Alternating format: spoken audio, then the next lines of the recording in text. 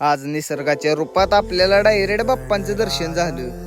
तर नमस्कार मित्रांनो, सकाळ सकाळी आज आपण आलो होतो गणपतीच्या मंदिराकडे, कारण आज होती अंगारकी चतुर्थी. मग आम्ही जसं मंदिरात पाऊल टाकलं तसं आमच्या अंगात एक वेगळ्याच प्रकारची ऊर्जा आली आणि जसं बाप्पाकडे बघत होतो तसं सगळ्या चिंता हरल्यासारख्या वाटत होतं. मग या निसर्गाच्या सानिध्यातून आपण निघालो होतो महादेवाच्या मंदिराकडे. मंदिरात पोहोचल्यावर आपण महादेवाचा पण आशीर्वाद घेतला. आशीर्वाद घेऊन निघालो आम्ही तिथली शांतता अनुभवण्यासाठी. आणि शांतता अनुभवतानाच माझ्या मनात एक प्रश्न आला, तो आम्हाला विचारून टाकला.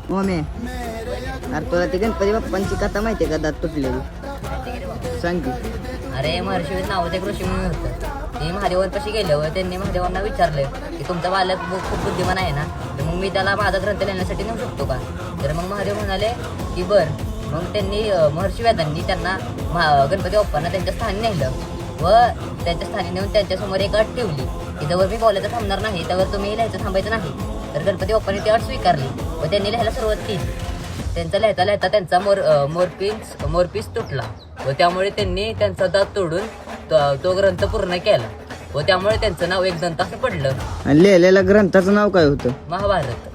ओम्याने सांगितलेली कथा ऐकून आम्ही आलो तळ्यापाशी. तळ पण एवढं फुलाने गजबाजलेलं की काय बोलायलाच नको. मित्रांनो, देव हा सगळीकडे असतो, माणसात, मुक्या जनावरात. जवळजवळ या आपल्या शांततेत, निसर्गरम्य वातावरणात देव फक्त आपल्याला शोधता आला पाहिजे. एवढंच, भेटूया नेक्स्ट ब्लॉग मध्ये. जाता जाता गणपती बाप्पा मोरया अशी कमेंट नक्की करा.